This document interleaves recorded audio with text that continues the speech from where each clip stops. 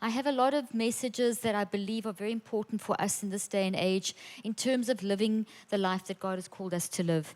You know, when I practiced clinically for 25 years, and in the 25 years that I practiced, I had the privilege of working with thousands of students and adults and of people of all ages. My youngest patient was about 2, and my eldest was about 84. So a whole range of people with all kinds of communication issues.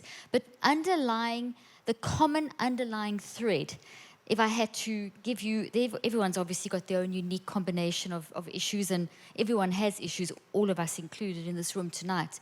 But one of the underlying issues that really struck me was the fact that honestly, I can say 99.9% of the people that came through my hands and that still reach out to us through TV, media, emails, it's millions now, the underlying thing is identity. And that is actually confirmed from a research standpoint, that the most common underlying problem globally with humanity is one of identity. People don't know who they are. And the evidence is all around us, because all the isms and all the fighting and all the disagreements and all the the way people are not agreeing, and the splits in churches and whatever, what's going on in the world around us is very much based on people not recognizing who they are. Because the research shows that if you know who you are, you won't be jealous or envious or threatened by anyone else. You will actually realize that as you celebrate someone else, instead of being jealous or envious or frightened or threatened by someone else, you actually enhance your own brain health and your own physical health. See, we are designed as human beings to love others, to really recognize the beauty in others, and love means not being judgmental and harsh. It means recognizing the beauty of someone else's identity. But we very often can't do that because we're so stuck in not understanding our own identity. And it's so vitally important that we do recognize what our identity is. And I know you've probably heard a lot of messages in your lifetime about your identity and things like your identity in Christ and all that kind of stuff, which is what I'm talking about. But on purpose, I don't use Christianese. I'm going to talk the language of science. And I promise you will understand most of it, although you will probably have to listen to this a few times, and it is being recorded, and that's why I have books and materials. But I want to honor your intelligence as well when I speak tonight, because not only are you unique in your identity, which we're going to talk about scientifically tonight, but you're also brilliant. You are highly intelligent human beings, made in the image of a highly intelligent God. You're designed to think deeply. You're designed to love. And you are designed to show the world what love looks like. As you identify your identity, you need to start asking yourself the question, what does love look like in your life and in the world around you? And are you reflecting the love of Christ? As the glory of God is supposed to cover the earth as the waters cover the sea. And our sea is made of water. So if waters are covering water, what do we have? Saturation. We are designed to saturate the world with God's love. But it's kind of missing if you look at the world that we live in today. And I get so sad because if I look around at the number of churches in America alone, I mean, we are based mainly in Dallas, Fort Worth, and we live in California as well. And where we live, I think there's about 50 churches in a tiny area. There are so many churches. And if the churches are professing the love of Christ, why are the churches not pouring, filling up all over, people begging to get in, totally stuffed to the edges? Why are people not queuing up at the door? And why is the love of Christ not being shed abroad as the glory covers the sea, or the waters cover and saturate the seas? We are not reflecting God's glory enough. And I'm talking in general terms because obviously there's the individuals that really are reflecting God's glory. But I don't believe the church is reflecting God's glory, because we are designed to reflect God's glory and bring heaven to earth. But you cannot do that unless you know who you are. And that is the problem. the world is threatened by each other. The church is just as bad as the world. Everyone's jealous of everyone else. In the church, we should be reflecting God's glory. We should not be jealous, envious, and wanting what other people have got. And I'm sharing this message with you tonight because I believe it's something that's very relevant for this day and age. We need to start understanding our identity, because identity is tied up in love, and it is the opposite of jealousy, envy, judging, unkindness, and fighting, and all the rest of it.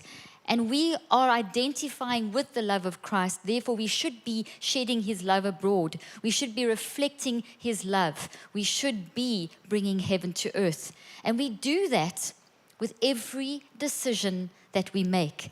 And you are making, as a brilliant, intelligent human being, you are making decisions moment by moment of every single day. And every decision that you make is changing your reality. And because you are in relationship with those people around you and with everyone on this planet, your decisions are affecting everyone else. You're not just you alone. It is you in the world. You are entangled in the world. You are in relationship with each other. In him, we live, move, and have our being. So every thought that you think is not just some random event or some harmless thing. Every thought that you think is coming from the depths of your identity. And maybe that identity is skewed. Maybe it's not operating like it should, but it will produce fruit. And that fruit are the words that you speak and the actions that you perform. And whatever you say and do, is it reflecting what love looks like? Is it a heaven decision or a hell decision? What are you doing with your thoughts? What are you doing with your words? Because if you know your identity, you will reflect that to the world. In Ephesians, the first few chapters, Paul talks about our identity in Christ. What does it mean to have a love nature? What does it mean to have this mind that is making decisions that are in alignment with the nature of the love of God? And then from about chapter 4 onwards, Paul talks about what does this love look like in community. So that your identity is meant to reflect love in your life, and it's also meant to make a difference in community. You are a human living in a world with other humans, and you are entangled, so whatever you are is supposed to be changing your community. So I want you to understand this concept through science, because I know what I've said to you now, you're all saying, yes, I know that. You're not telling me something that's new. I have an identity. I know I mustn't be jealous. I know I mustn't be envious. Maybe you didn't realize that jealousy and envy is going to give you brain damage. Well, now you do. Okay, so every time that you have envy, jealousy, and argue and fight with someone else, you're pretty much giving yourself brain damage. So fortunately, you can change your mind, and you can actually fix that damage with your mind. So the way that you think is going to change how your identity is reflected. So I talk about, this message is called, as you can see on the screen, the perfect you. And we're going to talk about the science of the perfect you. You see, when you were born with a blueprint of this perfect you identity. But it is up to you to grow that blueprint, to grow into that blueprint, to understand who you are and reflect that out to the world. And that's why you'll see the perfect you is a blueprint of your identity. A blueprint is like a plan, as you know. A blueprint is like a glimpse of what it's going to be like. So for the rest of your life, you are going to be developing your identity, either in the perfect you direction, which is on this side of the stage with the green plants, which is the perfect you zone or the love zone. And on this side of the stage where you see the wiry looking tree, that is the imperfect you zone, and that's the toxic zone. That is the fear zone. As the scriptures so clearly say, we do not have a spirit of fear, but a spirit of love, power, and soundness. So your default mode is one of love, one of power, and one of soundness. Have you actually thought about that kind of identity? You actually have an identity of love, power, and soundness. So now we look to science and we see, what can science tell us about what does this mean? What does this love, soundness, and power look like? What does it actually mean? These are not just words to be bandied around. The word is alive and living, as you know. It means something. So if you understand your identity in terms of your love, power, and soundness, in terms of perfection being your default mode, and I'm pointing to this side, this is your normal, natural, because you're made in God's image. God is love, therefore your nature is love, your nature is soundness, and your nature is one of a blueprint of perfection. So that is the default mode. Why on earth do we have toxicity in our life? Why do we miss the mark? And why is there the instruction in the word so clearly to bring all thoughts into captivity? All thoughts, not just some, all thoughts into captivity, and also to renew our mind, and all those kinds of scriptures. So there's something going on here. There's something going on about we actually have to do some work to find out what this blueprint of our identity is. What does it mean to operate in love, soundness, and power? What is the responsibility that comes with a love, power, and sound mind, the perfect you nature of man that you're developing? And what does that look like in community, because you're entangled in each other's lives? So I want to read you a little part of a poem by Ralph Waldo Emerson. Okay, we'll see that coming up on the screen. And it is incredible. It's just a line, and it's incredible. It kind of encapsulates this whole concept. Insist on yourself, never imitate. You see, your identity is so unique that there is something that you can do that no one else can do. And your you-ness, yourself, insisting on being yourself means that you are reflecting the love of Christ into the world, and you are saturating the earth with God's glory. But if you're not being yourself, if you're not in your perfect you, if you are imitating someone else, you're going to lose courage in who you believe you are. You're going to lose insight into who you are. You're going to feel all kinds of feelings that are going to take you away from the love zone and into the fear zone. You're going to step out of the perfect you and into the imperfect you, and it is going to affect your happiness, your peace, the way that you deal with life. And the things like rejoicing despite all those circumstances becomes just a scripture that you read, but not something that's that easy to apply in your life. And that, yes, it is difficult to apply in your life because life happens. But once you know who you are, you start getting a different way of managing situations. And you start doing what I call freaking out in the love zone. Okay, so that's what we have to learn to do. We have to learn to make our bodies and our brains work for us and not against us. So 2 things very quickly. I'm a scientist, as you've heard, so I'm talking about science. Science is not something that's scary. It's not something that is fighting against spirituality. Science and spirituality are very much one thing. There's one author of both. Okay, so spirituality is the story, and science is how does the story work. Okay, so really science is vital in the church. It's vital for us to understand the magnificence of who we are and how we function in community. So we use the tools of science to understand humanity. What has God created? Us and the world we live in. So by honoring science, we are honoring God. Because as Stephen Hawking, who died this week, as you may have heard, an incredible scientist, he said, where there is life, there is hope. And that is so true. Where there is life, there is hope. And as human beings, we are so incredibly complex and beautiful and intelligent and have this phenomenal identity. And your identity is not the same as mine. And there's something you can do that no one else can do. So if you're not functioning in your perfect you, the whole world suffers. How can I say that? Well, Scripture says that in Him we live, move, and have our being, and that we are in relationship, and all the parts of the body, in Ephesians 4:16, has a function, and all those scriptures. Well, science tells us the same thing. Looking at the principles of quantum physics, for example, which is a field that really helps us to understand how we function in our identity, where there's one of the main laws of quantum physics is called entanglement. And entanglement means exactly what it says. Entanglement. It means relationship. It is considered the primary law of quantum physics. Let me tell you how interesting that is. Quantum physics is considered to be the most accurate of all sciences. It is fundamental to everything about humanity. And you'll see as I talk today and tomorrow, and you'll see in my materials, I have this concept simplified really down to a very basic, accessible level. You will see that what quantum physics actually says is that we are in relationship and that we are actually made of love, and we live in love, and we come from love, and love is an energy force, and there must be some supernatural source that is the source of all love. And 95% of people in studying quantum, or that are involved in quantum physics, dealing with this kind of thing, the talking about energy, etc., believe that we come from some kind of supernatural force. In other words, 95% of the most accurate scientists believe in God. Wow. Okay? They may not call it God, but they're not scared to say the word God. We always think scientists are atheists. Not necessarily. They're not necessarily. They just use a different language. And this is what we've got to stop judging others. We need to start listening.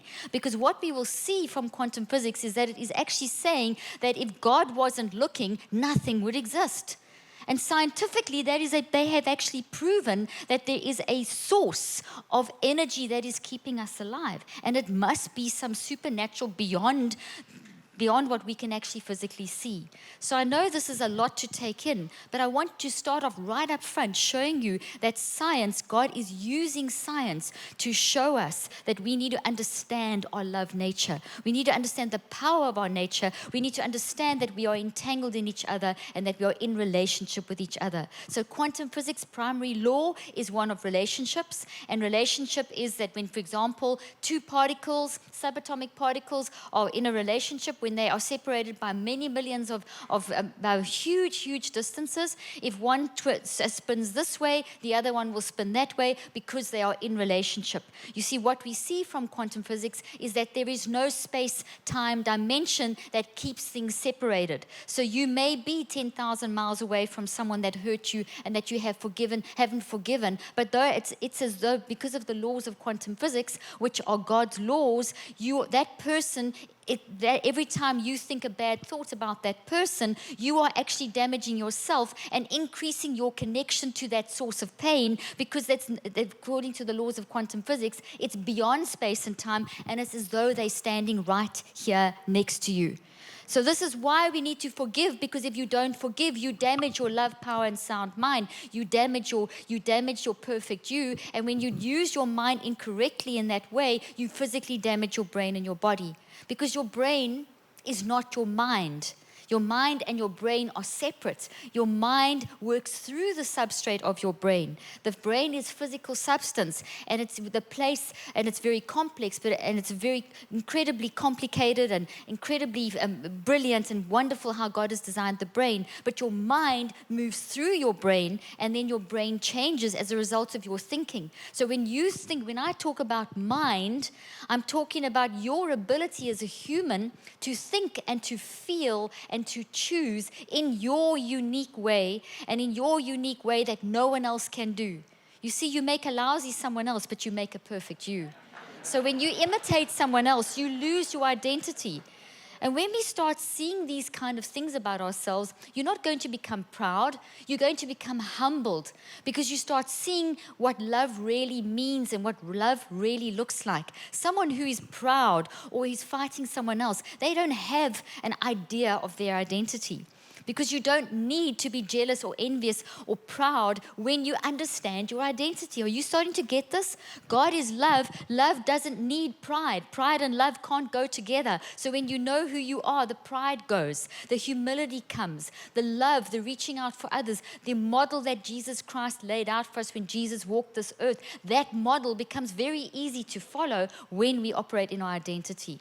Okay, so we need to start insisting on being ourselves. We need to never imitate again. We need to find out who we are, as it says in the first few chapters of Ephesians, and we need to see what this looks like in community. And that is a lifelong journey, and science helps us along the way, helps us to understand how to apply the words of God, of the Bible, the words of God, the stories of the Bible, the truths that we see in the Word of God into our lives in a very practical way. Okay, so now look at the next slide. This is Erwin Schrödinger, a very famous physicist. And he said, the task is not so much to see what no one has yet seen, but to think what nobody has yet thought about that which everybody sees. Did you get it? Okay, so your task is not to see what no one has yet, not to see what no one has yet seen, but to think what nobody has yet thought. When I did my neuroplasticity research back in the 1980s, I found that when you teach someone, I researched and proved that when you teach someone to think in a deliberate and intentional way, using their mind, operating in their unique, perfect you identity, they would change their brain in a positive direction. The brain is made for love. It is wired for love. There is no structure, there is no circuit, there is no enzyme, there's no protein, there's no neurotransmitter that is designed for anything in the imperfect you zone.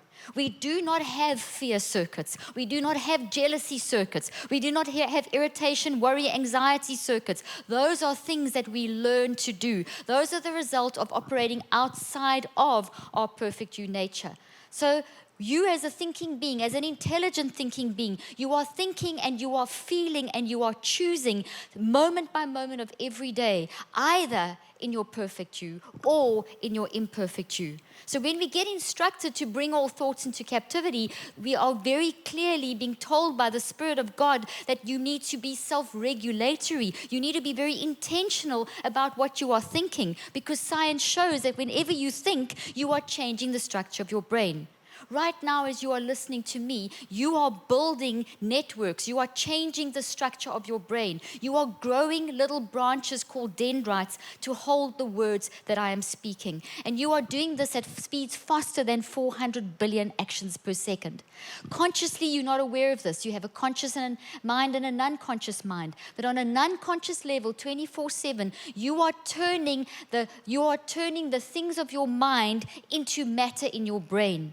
As you think, you grow. You are making matter out of mind. You are always in a Genesis moment.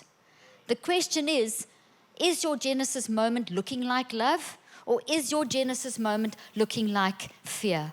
Are you operating in your perfect you or your imperfect you? You control that reality. You have free will. I lay before you life and death, blessing and cursing. Choose life so that you and your descendants may live. You and your descendants may live. You're in relationship. You're entangled. What you do affects other people. I just read a piece of research the other day about how when you are in stress or when you are toxic towards someone else, you are changing their genes. You are affecting their DNA. Your loved ones, the people that you are in deep relationship with, you have the power to mess up their brains by your actions. When we pour love on someone, we change brain chemistry, we change our DNA. You see, we as humans create matter out of mind. We are changing our own brain. You are your own neurosurgeon. You are doing stuff in your brain, and it's either going to be good for you or not good for you. And you're not designed to live in this zone. We're designed to learn how to live in that zone. So you have free will. God's given you the ability to choose. How much easier it would have been if God just made us all a bunch of robots, that we automatically operated in love and we automatically worship God and live the way that we should do. But that isn't actually love. Coming with love is the freedom of choice, because as you know, you cannot separate love and free will. You choose to follow and believe in God. You choose to love the people around you. You choose whatever you do, you choosing that. Not someone else. Yes, you're influenced by your circumstances. Yes, you have a story. Every single one of you has a story. And yes, you may have been exposed to the most terrible things in your life, or you may be being exposed, and that's all part of the context of your life. And that is why we need each other, because whoever's going through something is going to need other people to love them, to give them the courage, to then have the courage and the strength to face what they're going through with all the strength that they can muster. You see, we help each other in that way. And as you help someone else, your own healing, according to research coming out of top Ivy League universities, you will increase your own mental and physical healing by a factor of up to 68%. So in the midst of your crisis, as you are receiving love and help and support from others, reach out and help someone and speed up your healing by 68%. That is operating in your perfect you. That is operating in the love zone. That is freaking out in the love zone. You see, in February last year, we've got 4 kids. Our son, we've got 3 girls and a boy, and our son is our 3rd child, and it was his 20th birthday, and he studies at UCLA, and he did a study abroad program in Rome. And the day that he got there, the day that he arrived in Rome, first of all, his suitcase got lost, so he had to go to the airport and find that, and eventually found that. And then they went out for dinner with the professors to give them orientation. And afterwards, they decided as a group of students just to go and hang out and have some fun their first night in Rome. And they landed up in a really bad area of Rome by mistake. And they got out of the car and the Uber, and as they realized, my son realized, because he's been to Rome a few times before, so he realized that something was wrong in the area. So he was calling the Uber, like trying to get the Uber back, calling one on his cell phone and calling his friends. But his friends had kind of separated from him because there was a huge crowd. Long story short, my son was noticed by some thugs, and they pulled him into a back alley and beat him up, but so badly that he could have died. He fell on the ground, he was separated, dragged into a back alley. It's a long story, I can tell you now without crying, but I can tell you that I died in this moment that I'm about to share. They dragged him in a back alley, beat him up, kicked him, took his jewelry, took his money, took whatever, and his cell phone had fallen underneath him, and they didn't see it. And so he picked it up, he managed to kind of come around, picked it up, and he phoned me. I was just coming out of preaching, out of a conference, and he phoned me, and all I heard was these tears, Mom, Mom, Mom, I've just been mugged. And in the sobbing, I don't know where I am, I can't find my friends. In that moment, I died. I just knew the pain. Those of you parents in this room, you've got loved ones. The pain is indescribable when you don't know what's happening to your child, that shock that goes through you. Now, I knew in that moment that I hung onto and clung to the word. Obviously, you pray immediately. You immediately say, Jeffrey, give us your location. You get very practical. Where are you? Location found on your phone. God, the angels are with you. I'm praying, Jeffrey, where are you? You commute. You're doing all those things in that moment. But your heart is like your whole body goes into shock, and you have to make a choice. And I thank God for the knowledge that I have about quantum physics. And that's why I'm so passionate about sharing, and why I've written books about this stuff to help you, because quantum physics is God's stuff. Quantum physics has helped me understand the power of prayer. It has helped me understand the power of love.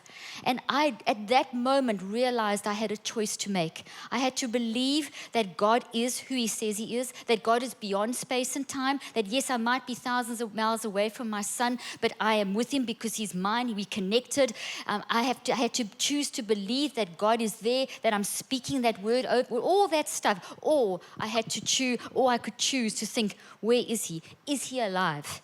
Has he just been murdered? Because as he was talking to me, the phone was taken away from him. As he was talking to me, all I heard was suddenly pounding feet. I spoke to him for about 30 seconds, and then suddenly all I heard was pounding feet and a deep breath, and I heard this loud noise. I didn't know if my son had just been shot. I didn't know if he had just been trafficked. I didn't know anything for the next 2 hours. I didn't know if he was alive or if he was dead. And I had to make a choice in that moment what I was going to do. I realized with my mind that I was going to activate the love, power, and soundness of Christ that was within me, in my identity, and apply that in this situation and believe all the stuff that we know we're supposed to believe. And I could understand, because of the power of understanding of quantum physics, I knew about being beyond space and time, some of the things that I'm going to teach you tonight and tomorrow, and that are in my books. So I believed that the love of God, that He was immersed in that power. And I knew He would, and I believed, I chose. But there was a few moments that I actually really, really panicked. And I could feel my body, honestly, I could feel my body just packing up. Mac stayed strong. One of Mac was actually at home. He had just had a surgery, so he was at home. I was with my eldest daughter. She was in tears. I was in tears. My other 2 kids, we were in Washington. My other 2 kids were in California. We were all on the phone to each other. We had our friends, whatever. You do everything that you do to get the support. The point is that I knew that I had to make a life and death choice. Each of us in our family knew we had to make a life and death choice. And I claimed on the spot, my son will live and not die. But there was a moment where I said, God, is my child alive? Is he alive? And I collapsed. I couldn't function for a moment. I completely went into that zone, and I realized this was doing him no good. It was hard, but I pulled myself up. I freaked out in the love zone. We did what we did, and what had happened was, as Jeffrey was talking to me, the guys from the whole lot of those thugs had run off. Then they turned around. They saw him sit up and pick up the phone. They came back. They beat him up some more. They knocked him out. They took the phone. So I heard them running off, and I'm calling Jeffrey, and it was them running off. And then he got knocked out, and he got woken up about 20 minutes later by some more thugs kicking him and stealing the last of his whatever they could find. I think it was his wallet and his bank card and whatever. And the only thing they didn't take was his student ID. Anyway, he managed to creep into, when he woke up, he managed to drag himself into a little local bakery that was opening up to start baking breads and things. And they put him in a taxi and got him back to the school and got police there. And that's when he phoned us. But for 2 hours, we were in a state of choice, with my mind going all over the place, all of us as a family. And Jeffrey said to me when we were talking, he said, Mom, there was a moment when I felt such intense fear. I didn't know what to do, but then suddenly I felt covered in love. And then 3 months later, he phoned me and he said, Mom, what is that quantum physics thing that you teach called retroactive causation, which is a big fancy word. Now, my kids have grown up with this, so they know these words.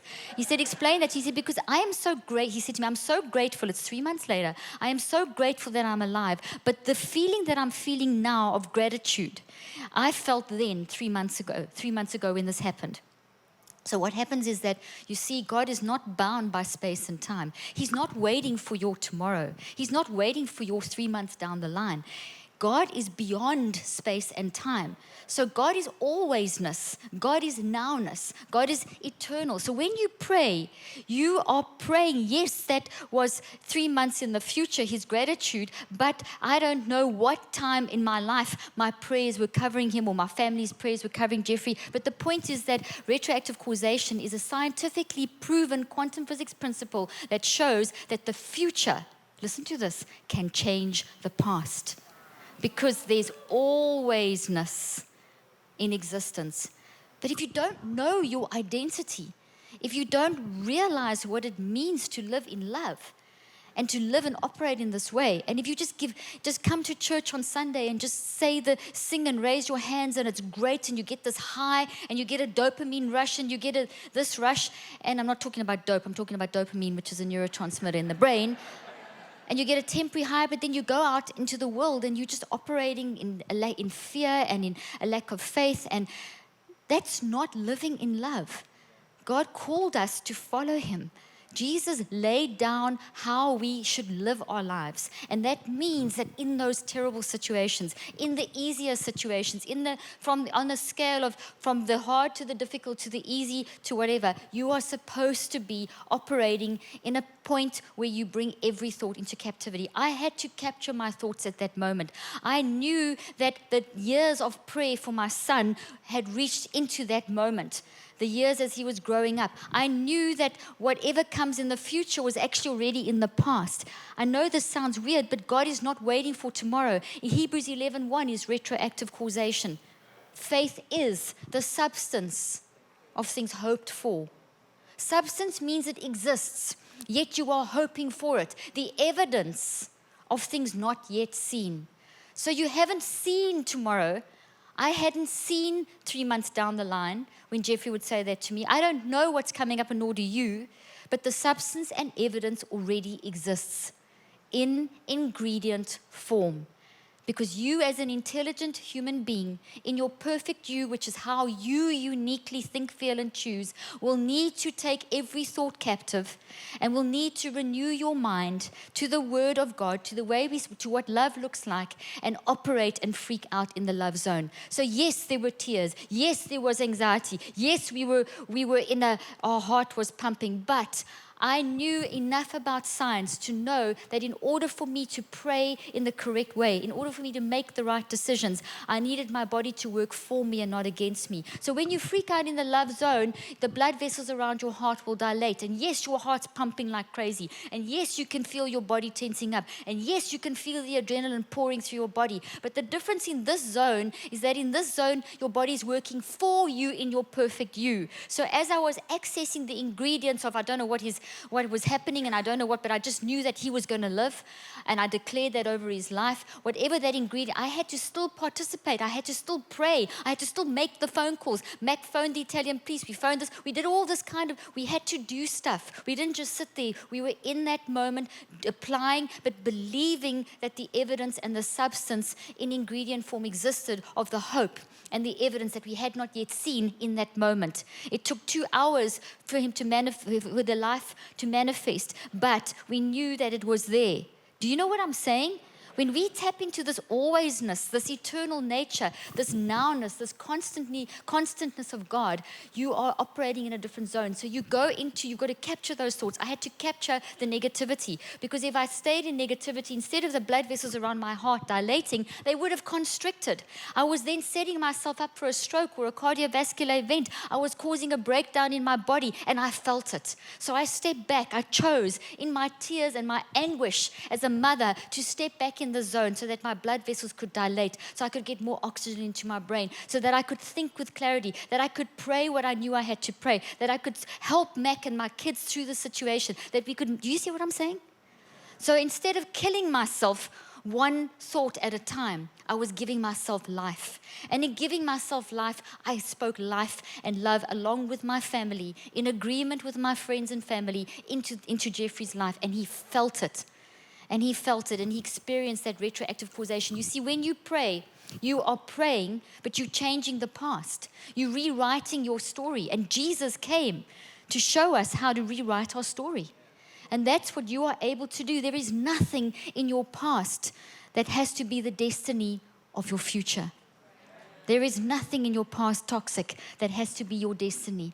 You can change it. You can bring your thoughts into captivity. You don't have to spiral down into mental ill health where you feel tormented by chaotic thoughts that are consuming you. You don't have to do that. You have a powerful mind. You have a Genesis mind. You can change your reality. And yes, it's terrible. And yes, maybe my son wouldn't have survived. There were 4 kids in a 3-month period, American students that were attacked in that exact same space. They were in that spot. There was a whole plot going on where they were identifying these kids, and there were 3. They would work in groups of 3, and someone would be the spotter, and then the other 2 would beat up the person. 3 kids had been beaten up before Jeffrey. All 3 died, which is horrific. But there's been some good that's come out of it, because obviously we sent security reports through, etc. And now there's the study abroad programs for all universities in the United States have changed their security, thank goodness. But still, what did those parents go through? What pain, but there's still hope. Do you see what I'm trying to tell you? But it's a different mindset. You have to shift your mindset. You can't go day by day thinking, when all these crises happen, that there is the church and there is life. Or there is God and spirituality and there's life. They blend. You have to renew your mind. The only way you're going to rejoice despite the circumstances is to stay in your perfect you zone. When I was practicing, I was trained to do extensive diagnostic testing on my patients. And they would come in with piles of reports and lives that were broken. Identity shot through the roof. No identity. Totally broken. I saw the worst of the worst cases. I decided to run a practice that reached out to that kind of patient. I worked in some of the worst areas in South Africa for 25 years. I worked where they had been raped, beaten, starving, abused. That doesn't make me a hero, it makes me a human. I reached out and I learned so much. I would go into areas that no one came out of alive, and obviously I came out alive. I would work there day after day, and what I saw was once you show someone who they are and you show someone the power of their mind, they will change their lives. I worked in school environments where when I brought these principles in terms of how to control your emotions, how to direct your mind, how to learn, how to build memory, how to grow in who you are, we saw changes. There was evidence. Those schools that were written off by the then apartheid government. Then they were just, it was the pre-apartheid, and just I was living in Africa in the apartheid era and the post-apartheid era, where there was separation. I'm sure you all remember the word apartheid, when people were blacks and whites were seen as separate, and it was a terrible, terrible, terrible time in South Africa's history, and it's a global problem, and still is pretty much a problem. But I would go into those areas and work in those schools, and those schools were written, a lot of those schools were written off by our then government, and they were off the radar. And those schools, when I'd go there and teach this message, I would work with hundreds and thousands of and thousands groups, big groups, small groups, and I'd train teachers and with my team, and we would teach them the message of hope, that you have a powerful mind, that you can learn, that you have an identity, that you can think, that you can use your brain to change, you can learn. And that changed those schools that we worked in. And we reached 300,000 people with one of our projects, and all the schools that were involved in that particular project became the top schools, recognized schools in South Africa in that particular year and in the years thereafter. And they weren't even getting students passing, and suddenly they became top schools academically with nothing. They didn't have textbooks. They would share one textbook amongst 100 people. The teachers would write the textbooks on the wall, on newsprint. I mean, I can tell you story after story about one day how a young girl crept into one of the rooms where I was teaching, and she was bleeding, and it wasn't her menstrual cycle. She had just been raped. But they knew me, and she wasn't going to miss the lesson. She wasn't going to miss this message of hope. The hope is that you have an identity. You have a perfect you nature. You have a powerful mind. You have the ability to think and feel and choose and change your world and change the world of those around you. Every time you reach out and love and smile and do what it is that you only know how to do best, you are changing someone else's brain chemistry. You are changing someone else's, stimulating a quantum flow of energy through them, which is the love of God flowing through them, and you are changing how they function. I developed a theory years ago to try and work around how to teach this concept, and this is the theory, and I'm not going to go into detail about it. You'll be happy to know. We'll just look at the colors. I have this image. You'll see this image coming up in all my books. Scientists develop theories based on what we think, and this is the science of thought and how we think and how our mind changes our brain and how we have this identity and the power of our mind. So all the stuff I've been saying is encapsulated in a scientific theory, which forms the foundation of all the techniques, etc., that I've developed. So basically, through God's grace that I've developed, you'll see this image in all my books and a simple explanation applied in different contexts. Okay, so the reason I'm showing you this is that one of the things that I wanted to investigate was in the 80s. We were told that your brain couldn't change. I was told by my professors that your brain can't change. Now, I knew that you could bring your thoughts into captivity, and I knew that you could renew your mind, so obviously you could change. Now, your mind is not your brain, and your brain is the physical, and your mind is how you think, feel, and choose. So therefore, if you're thinking and feeling and choosing correctly, you can change your brain. You have the ability to change your brain. So based on that, I started researching what we call currently now, since the mid-90s, called neuroplasticity. And that is the basic ability that we have as humanity, that when we think, we can change the structures of our brain. So we can change our destiny. You can create a bad reality, and you can fix that bad reality. So as you make a wrong choice, it wires into your brain. It becomes something fixed. You've created matter out of mind. You've turned the actuality into reality. But if you don't like that, and it's manifesting in the wrong way, with your mind breaking down or speaking toxic words and actions in your life, etc., you can change that. And that's what I meant a moment ago when I said that your past is not necessarily your identity. This is not who you are. This is who you have become. So therefore, you can unbecome it. And in the 80s, we were told that couldn't happen. So I set out to prove it, and I did show it. I showed in my research that when you think, you change your brain, which means you'll change your intellect, which means you'll change your emotions, which means you'll change your ability to think, your cognition, which means you'll change your behavior, whether it is academic or whatever, however it's going to manifest in whichever way that you do. Maybe you're in corporate business, maybe you're at school, maybe you're in both of those, whatever.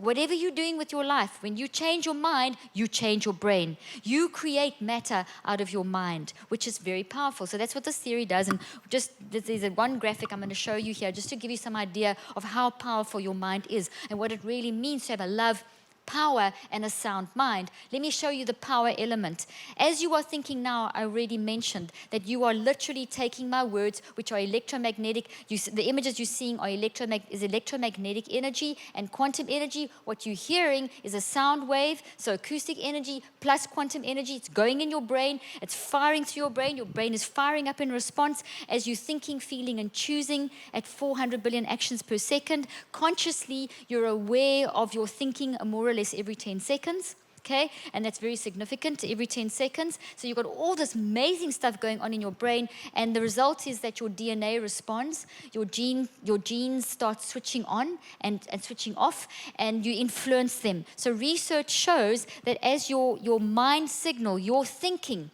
is influencing your DNA. It is the 98% factor influencing how you physically function. You have 75 to 100 trillion cells in your brain and your body. The quality of the health of every cell in your brain and body is dependent on how you think. The latest oncology or cancer research shows that cancer is 98% what we're doing with our thought life. Dementias, these are not normal progression into, as you become old, that you have to get dementia. They've shown it's a thought disorder. So as we don't deal with our toxicity, the unforgiveness, the bitterness, if we've lived a life of anxiety and constantly worrying, we are damaging our brain, because the parts of your brain that build your memories are in your thoughts build your memories. So if you're building bad thoughts, the physical structures of your brain that are holding those thoughts become damaged when it's toxic memories. So just worrying about getting Alzheimer's, and I'm sure some of you here, if you're honest with me, you're worried about getting Alzheimer's because it's all over the news, and every year how many more million people are going to have it. Do you know what I'm talking about? Be honest here, who's had a secret little, oh gosh, I hope I don't get it? Who's had that fear? Okay, so I'm going to say something negative and then followed by something positive, okay? So be calm when I say what I'm about to say. Just the mere fact that you have worried about getting Alzheimer's has increased your chance of getting Alzheimer's by 63%. So I know that only a few hands went up, but I know it was a lot more of you that are worried. But now you're aware, you don't have to worry. You've actually reversed that statistic in an instant. You can reverse that statistic. You have that kind of power. So if you indulge in worry and torment and anxiety and anger and frustration, if you look at the glass always being half empty, if your mindsets are, if you don't have healthy mindsets, if you don't operate in your perfect you zone, you are damaging your brain and making your life more difficult, and you will feel it physically in your body, and it will manifest in anxiety and worry and depression, which are not diseases. They are not genetic diseases. We have been lied to as a public. I've been involved in this research for years, and I can tell you as a scientist that we do not have serotonin imbalances. It's not even science. It's just a way of selling you drugs. Yes, we do have depression and bipolar, but they're not diseases. Those are adjectives. You know what an adjective is?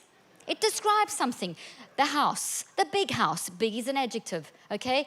Bipolar, schizophrenia, these are big words that describe a bunch of symptoms of people that have mind issues. They're descriptions for people that are in trauma. You have a story. Your story is important. You have a context. You're going through stuff and you've gone through stuff. So obviously it's going to affect you. My son did have post-traumatic stress disorder for a season after that trauma. All of us did. But we weren't diseased. We didn't need medication. We had to bring our thoughts into captivity. You don't want to disable your brain, because whatever you put in your mouth is going to change the structure of your brain. Okay, and psychotropic drugs do it in the wrong direction. I'm going to talk a little bit more about that tomorrow. But just for those of you that are not going to be here, I have a lot of information on my website on mental health, and a lot about how these drugs work and how they're wrong, etc. Tons of stuff. My webpage is drleaf.com, and in my books I also have some explanations of that. I mean, that is a whole 8-hour workshop on its own. But let me tell you that God says very clearly, bring all thoughts into captivity to Christ Jesus. Do not drug all thoughts into captivity. Psychotropic medications, which are antidepressants, anti-anxiety meds, antipsychotics, and things like Ritalin, which is a stimulant, those do not fix your brain.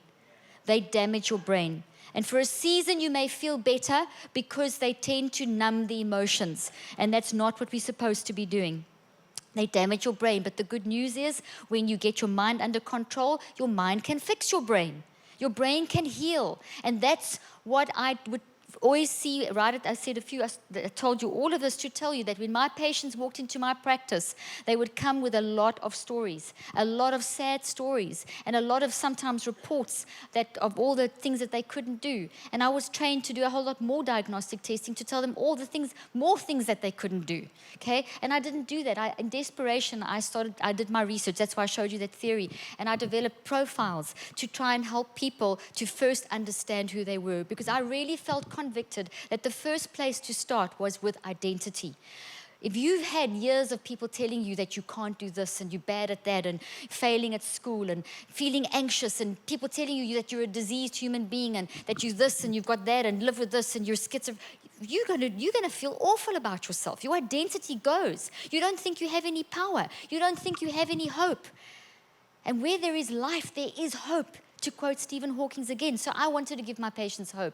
And I developed a series of profiles based on my research to show them, first and foremost, the uniqueness of their perfect you. How did they uniquely think and feel and choose? Because as you think, feel, and choose, those three together, you are operating in your mind, your unique mind. And as you think, feel, and choose, the minute you choose, you now switch on the gene and you start building structures into your brain. So the unique way that you think, feel, and choose causes the genes to express in your brain, and you grow little branches to hold your memory. That's what I mean when I say you actually grow physical structures in your brain. So if you think, feeling, and choosing in a very toxic way and you're tormenting yourself with thoughts and you keep staying there, you are building damage into your brain, which will then manifest as neurochemical chaos and quantum chaos in your brain, and you will feel the depression and the anxiety and all those kind of things, and they'll progress unless you catch them. So with my son and with all of us, what we did was we didn't allow ourselves to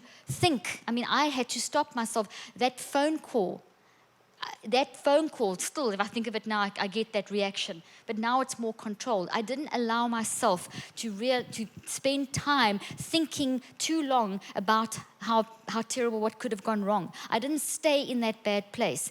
But I wanted to, because it was almost felt easier to go down that negative road. But it's actually not easier to go down that negative road. The reason you feel that is because of the burst of emotions. You're a human. You feel pain. You need to feel that pain, but you need to feel that pain in the love zone, because then you're safe. You're safe in the love zone. I'm not telling you to deny things. Don't suppress your emotions. You've got to channel those emotions into the love zone. You've got to speak those through. So we would speak. My son would phone me if it was the middle of the night for 2 hours, whatever. If he was having he would phone me and talk to me. If I felt that I was having a bad moment, I'd wake up Mac and talk to him. Or he would talk to me or my kids. So you open, it's dialogue, talk, listen to that story. I decided to look at my patients as I look at each of you and say, what is your story? Tell me your story. Not what's wrong with you. Let's give you another label. Let's give you another checkbox and another lot of tests and give you. Once you know who you are and you have the story of your life being built and you get into your perfect you, which I did with the profile. And that profile, one of them, I've done a few. One of those profiles is in this book called The Perfect You. Okay, so there's like a huge part of this book that's got that profile. I also have online programs, which are like little courses that you do. And there's another version of the profile, and it's also called The Perfect You. I would do that profile with my patients. And I would spend, even if I spent the first few sessions, first of all, focusing on, let's not look at your problem, let's look at you. Who are you? What's your identity? How do you uniquely think, feel, and choose? That's what the profile would show them. Now, you're brilliant, you're amazing, like I've said a few times. So to even try and explain you with a profile doesn't even work, because you're so brilliant, but it gives you a hint at how you function, how it starts training you to understand that, hey, this is who I am, that you learn to distance yourself from that and then to look at your life objectively in order to be able to say, okay, that's something I need to fix. That's something I need to fix. It's over there and I'm here. That's not who I am. In that way, you can keep yourself calm and focused. Your body can work for you. Stress can work for you. Stress is actually very good for you, helps you to have clarity, oxygen flowing. It's really good for your brain in terms of building good memories. But if you stay here and you ignore that and you just focus on all the toxicity, then the stress works against you, as I mentioned earlier on, and then your body's going to start breaking down. You're going to have foggy thoughts, chaotic, go down a black hole, and I'm sure you all know what I'm talking about because we've all experienced that from time to time. So just to prove to you how powerful you are, I've done a lot of research, and one of the graphs that you see up on the screen now, you'll see it says mind changes brain. You'll see that there's bars it's a bar graph, and there's 3 bars, and the one is there's like you can see they're different sizes. Okay, so what happened was that I worked in a group of schools that I did different types of research. This research was I worked in schools with children that had been children and adults that had been identified as having major learning disabilities and various different types of dementia and autism, and it was a whole kind of community, okay? And what I did was I introduced, through the teachers and therapists, a way of understanding how you think through the profile, and then I developed a 5-step technique on how you can actually control your thoughts and detox your brain and build your brain based on how thoughts form. So when I talk about the science of thought, when I talk about you being able to create realities in your brain, when I talk about you creating the physical matter in your brain, it's pretty much a 5-step process that you go through. And it's obviously very complex. The 5 steps are simplified version. But I mean, no one's going to listen to me if I give you 5,000 steps. So I simplified it down to 5 basic things that incorporate a whole way of thinking that teaches you how to discipline your thought life. And when I did this in the schools, what I did was, first of all, in this group of schools and in this community, between 1991 and 1992, I looked for a trend.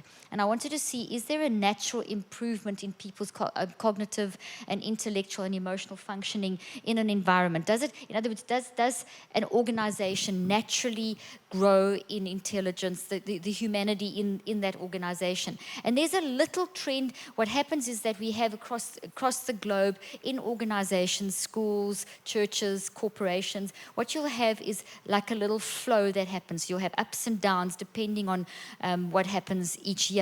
But it kind of can be leveled off as being almost like a straight line. But when you introduce deliberate and intentional self-regulation and deliberate and intentional thinking through, for example, the 5 steps that I've developed, you actually then change that trend. And you can see, look at the jump in 93. And this is a study I did over 3 years with a huge group of people. So as soon as you start teaching people to become aware of their identity, to become aware of how they're thinking, to bring those thoughts into captivity, you are going to change the way that people function. So that graphic where you see the jump, that shows an improvement in people's academic functioning, cognitive functioning, emotional functioning, and it was a huge improvement. So what my research showed, and many other people's research since then, because this kind of research is now very, there's a lot of it. It's happening all the time. People are showing how the mind can change the brain. But back when I did this in the 80s and early 90s, I was told it's ridiculous. Why are you even bothering to do that? Your brain can't change. And there was honestly a handful of us in the world that were working in this direction.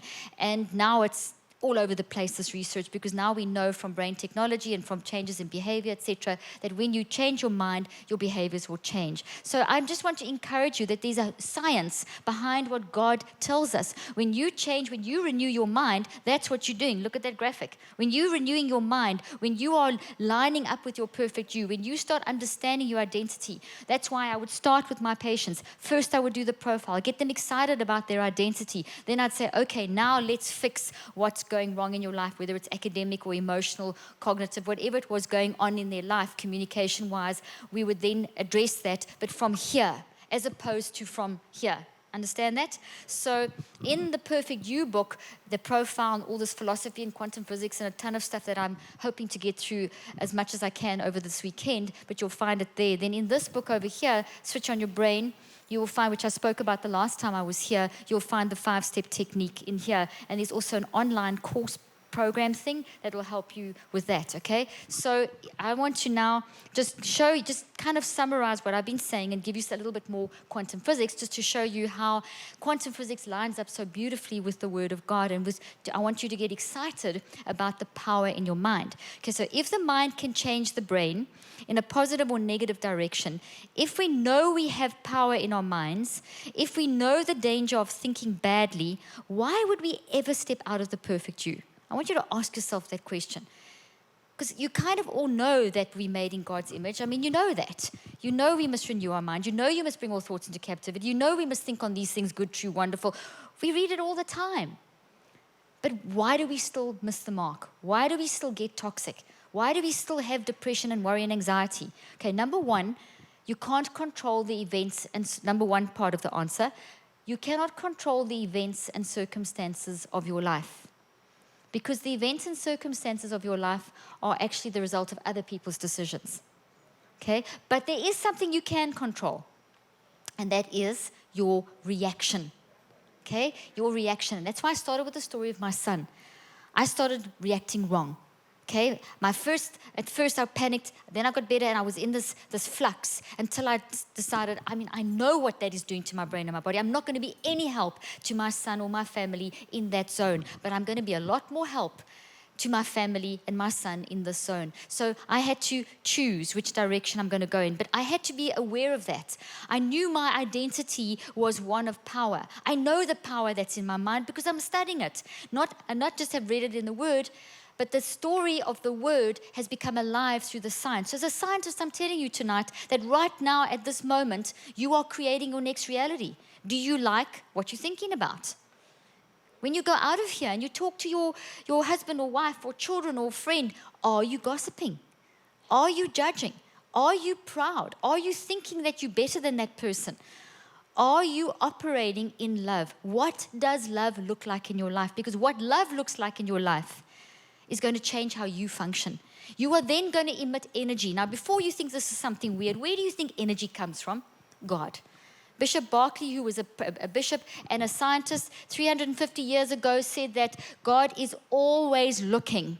And because God is looking, that is why we exist. If God stopped looking, we wouldn't exist anymore. Quantum physics has actually proven that. Now, God doesn't need proving.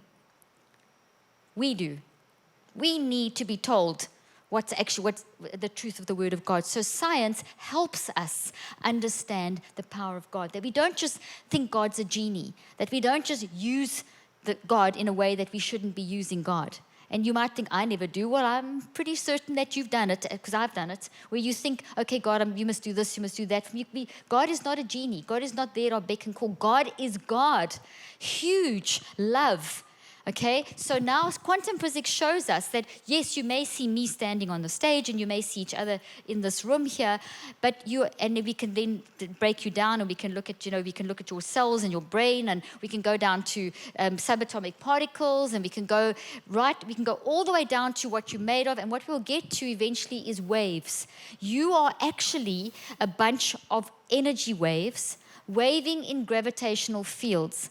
Just a couple of months back, when they had the Nobel Prize winners, 3 Nobel Prize physicists won the Nobel Prize for identifying or how to understand quantum gravity. And quantum gravity is basically you and I, we are waves of energy waving, and hold on to your horses. Okay, I know this sounds crazy, but just hang in there.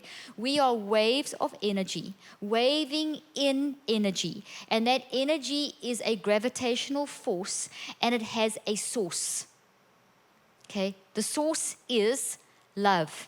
So as quantum physicists, now I'm not talking church anymore at the moment. It is church, but it is God stuff. But let's talk science for a moment. These waves, when they look at them, they have the values of love. Scientists have said this. They actually say the values, so what are they made of? The substance of reality is actually this energy force that is good, because we see when we operate in love, when you translate back from the wave back to humans, and I speak love to you, and I'm reaching out in love to you, and I'm listening to your story, and I'm encouraging you and helping you, I am emitting energy of love. The energy of God is moving through me. You know, when you reach out and get in a rhythm, I'm talking about getting in a rhythm with the Spirit. I'm talking the science of getting in a rhythm with the Spirit. When you get in a rhythm with the Spirit, when you listen to the Spirit of God, every 10 10 seconds, which is what we are, according to science, able to do. If you are talking to the Holy Spirit every 10 seconds, which according to science, that's what your brain is designed to do, that means every 10 seconds, which is 6 times a minute, you are bringing the thoughts that you are busy thinking, which are your reactions to the events and circumstances of life, you are bringing them into captivity to Christ Jesus. And you are saying, okay, God, this is the situation. What should I think? What should I do?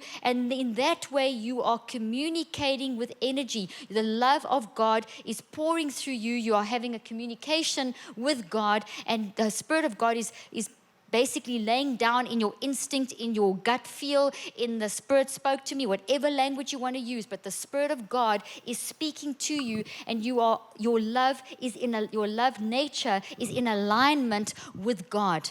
Because what they've also found is that as Sir Roger Penrose is an Oxford mathematician. He's a Sir Roger Penrose. He is so brilliant. He's considered one of the top mathematicians of the century. And what he has discovered, and I'm making a very complex thing, that he worked with Stephen Hawking. They worked on black hole theory and all kinds of incredible stuff that I don't really understand. And I listen to his lectures and I understand about 3 words of it. But I've read tons of his stuff, so I know his general theory. And what he says, one of the most powerful things that this guy says, and I'm summarizing it, okay, is that we as humans are made of love, and we are embedded in a universe that has the space-time dimension that you've heard of Einstein, you've heard of the space-time dimension, you've heard of relativity. Even if you don't know what it means is that we live in a universe, and this universe has values. And those values, according to Sir Roger Penrose, are love. And there's a mathematical equation, a very, very complex mathematical equation that explains this love. So we have a mathematical way and a quantum way of actually understanding what we are living in. And that is, I'll give you a very practical example of what this very complex thing means. When you've stood next to someone who's negative, you know those people that you go and within 2 seconds they're gossiping, or they are just like, so this is bad and that's bad and this, and you're actually scared to walk away because they might say something about you, that kind of, but after 10 minutes of being in that conversation, you actually feel like you need a shower because you feel so, and you can feel that, that energy hitting you. You feel something's wrong. Do you know what I'm talking about? That is us not operating in the heaven to earth mode. That is us, that is that person, or you maybe have done it yourself to other people. Sometimes when I get worked up about something, Mac will, because he knows these terms, so he'll throw them back in my face. I throw them back at him too, and my kids, and we do it to each other. He'll say, I can feel that you've disrupted the love. I can feel it. Like Mac will suddenly, do something and say, we'll get irritated. You'd use a body movement. And I'll say, I don't want those negative photons. I mean, really, we talk the science language, but what's happening? But you can feel it when someone gets mad at you. It almost feels like you need to move back. That is because you've just disrupted the love zone. Now, according to quantum physics, they can see that. They can prove it. They've done, and I don't have time to elaborate on the experiments. And there's tons and tons of references in my work if you're really interested to read further. The point is, God has given us the science to understand the reality of love. And everything, like you plug in your computer and it gets energy and you've got to charge it, that's what we're doing. We are charging when we plug into God. When we get in a rhythm with the Spirit, we are plugging into that love, and then that love moves through us. Do you know how a radio works? Let me give you a very simple explanation of how a radio works. It's a box with fancy electronics. It takes an electromagnetic, non-physical wave. That moves through those electronics, and out comes a sound wave. A sound wave is considered physical. It moves through the oxygen particles in the air, and it hits your eardrum, and it moves into your brain, and you get quantum energy in your brain, and you start thinking, because you're hearing. As soon as you hear, you're starting to think and feel and choose. So the electromagnetic is considered a non-physical wave. It goes through this physical substrate, and out comes something physical. So in other words, when you plug into the Holy Spirit, you are tuning into the non-physical. You are tuning into the spiritual world. What do the scriptures say about the spiritual and the physical? There's a lot of scriptures that talk about fixture things that are eternal, the non-physical, the spiritual are eternal, and the physical are temporal. You know all those scriptures? Okay, so we see in science, and this is some of the science that I've worked on for years, is that the non-conscious or the non-physical is the spiritual. So when we talk about the non-conscious mind, when we talk about a non-physical wave, we're talking about the spiritual dimension. And what science shows is that spiritual dimension is actually 90 to 99% of who you are and the world that we live in. And this is what Sir Roger Penrose is referring to. This non-physical dimension, the spiritual dimension, has the values of love and ethics and goodness embedded in it. So when we are operating out of our perfect you, out of rhythm with love, out of rhythm with the Spirit, we will then speak that gossip, and we are physically sending out the clanging gong. Remember the scripture? When you speak a word, when you link into the Spirit of God, you're going to speak a word in season. Okay, you getting this? But if you don't tune into the Spirit of God, you're going to sound like a clanging gong. You know that scripture? So in other words, when you don't tune into the love of God, you are going to speak ugliness and toxicity. If you don't bring those thoughts into captivity, you're going to speak the wrong thing. You're going to because whatever you speak, whatever you do, you actually first thought about, and you thought about it. Now this is going to shock you. You thought about it for at least 63 days. And because you cannot say something without having thought about it for at least 63 days. Because it takes 63 days for something that you are thinking about to actually become strong enough, with enough energy to produce words and actions. So whatever you are saying and doing as part of who you are is something that you've spent at least 63 days thinking about. So this is like now, if you go out of church now and you talk about these things that you're hearing now, you might be thinking, but it's not 63 days, it's only a few minutes. But that's your short-term memory.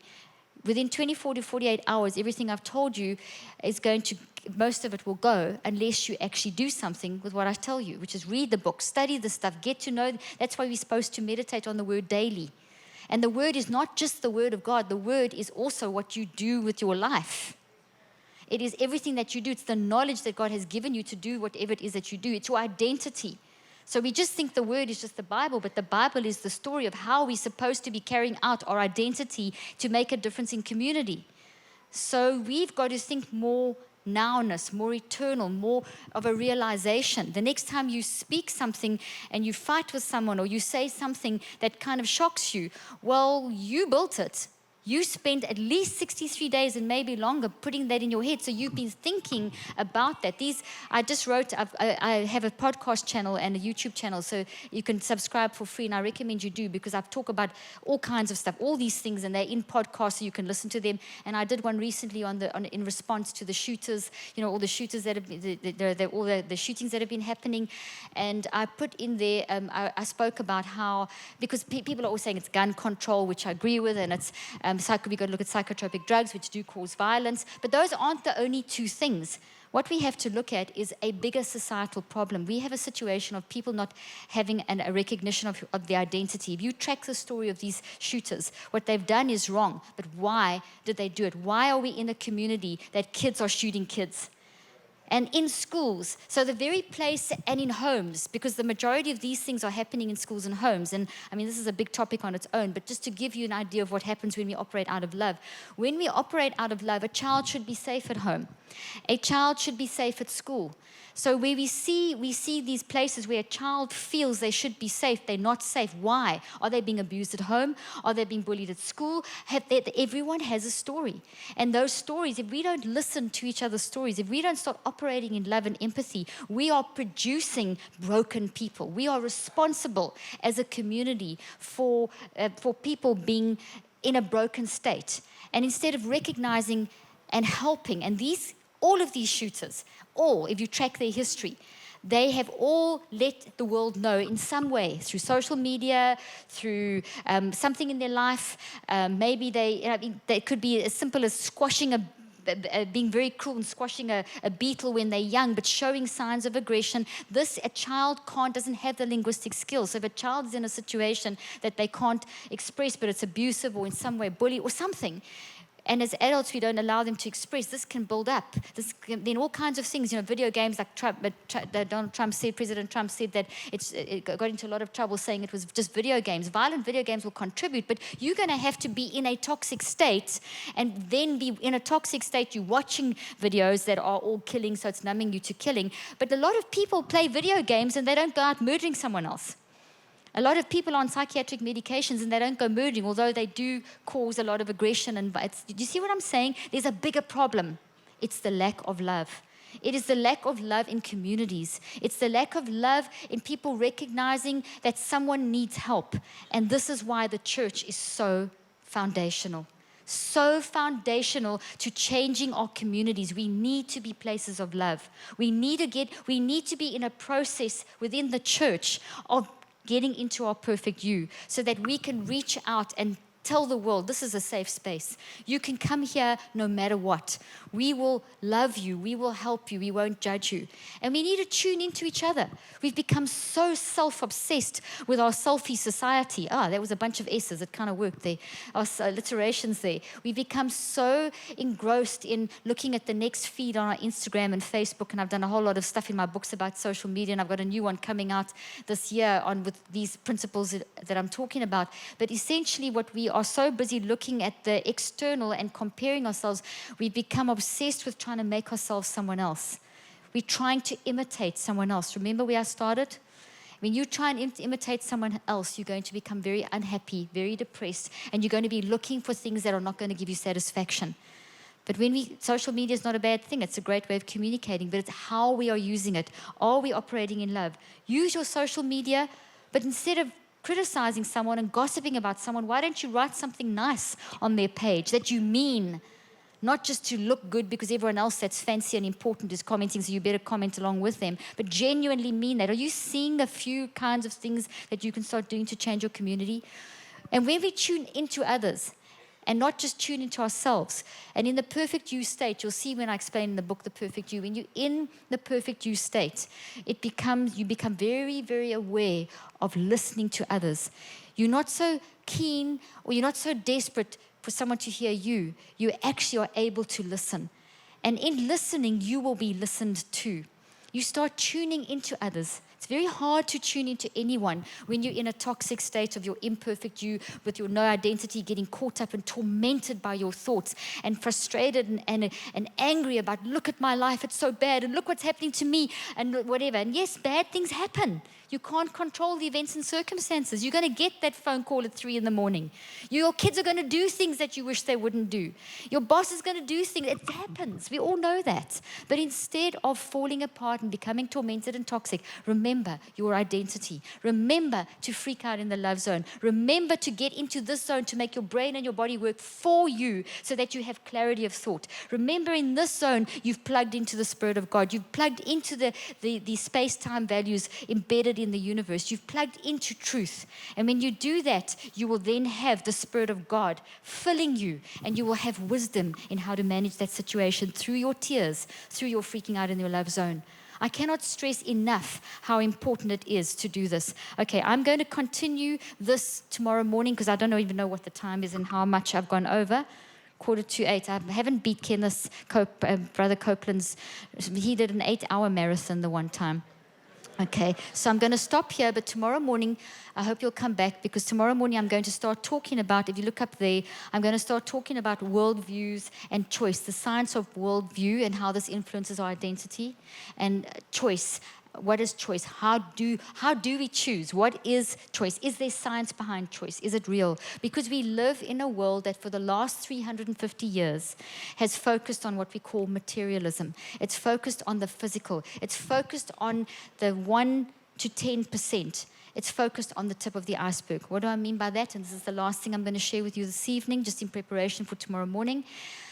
That an iceberg, you can only see the tip. You've all heard this analogy before. But underneath the iceberg, scientists can't tell where an iceberg begins and where it ends because they all blend into each other. And we know from science that 90 to 99% of the iceberg is actually under the water. And it kind of feels, each iceberg blends into other icebergs, so it kind of feels like it's almost eternal in nature. So it's a very good analogy to explain that who you are as a human. Your spiritual nature is eternal. It is this under the iceberg. It's huge, it's massive, it's quantum in nature. It works beyond space and time. It's not bound by your tomorrow. It is massive and fast. Your conscious nature is slower. Your physical, the tip of the iceberg. So what you can see is the tip of the iceberg. But underneath the tip of the iceberg is this huge world, this huge spiritual world that we are supposed to tap into because it is run by God. It is created by God, and it is all about love. And when we operate in that, science shows us this actual experiments, they've done experiments, when people are thinking love thoughts, it changes the nature of how their brain is functioning.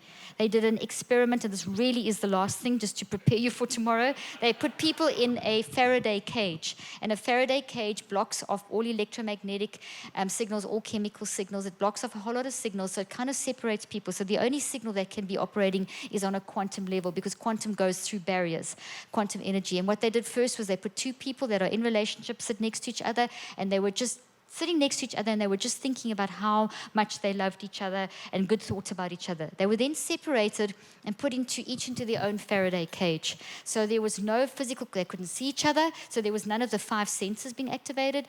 There was no electromagnetic, because when you stand next to someone, you can actually physically you can feel another person's electromagnetic energy. When you look at someone, your brain has got mirror neurons, and that means that you actually can mirror. You're mirroring, like a mirror shows you your reflection. When someone cries, you cry with them. When someone laughs, you laugh with them. When someone yawns, you yawn with them. We have mirror neurons in our brain that help us to empathize. We have another structure in our brain called the insula that helps us to feel empathy for others. So God's designed us with all these sensory abilities to tune into each other. So when you put people in a Faraday cage, you block all of that. You block the electromagnetic connection, and you only have the non-spiritual operating. And what they did with these people that had meditated on how they love for each other was when they're in their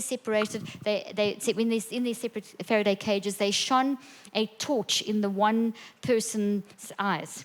And the areas that lit up in their brain, the other person didn't have the torch shone in, only the one in the one cage. In the other Faraday cage, the same areas lit up in their brain as though the torch was being shone in their eyes as well, because they were connected. Okay, so that has huge significance and huge implications. You are connected, you are entangled. Every thought counts. You need to find your identity, because in finding your identity, you are going to connect with others in the way that God has designed you to connect, and you are going to show love to others in the way that only you can show, because there's something you can do that no one else can do. God bless. Thank you. See you tomorrow.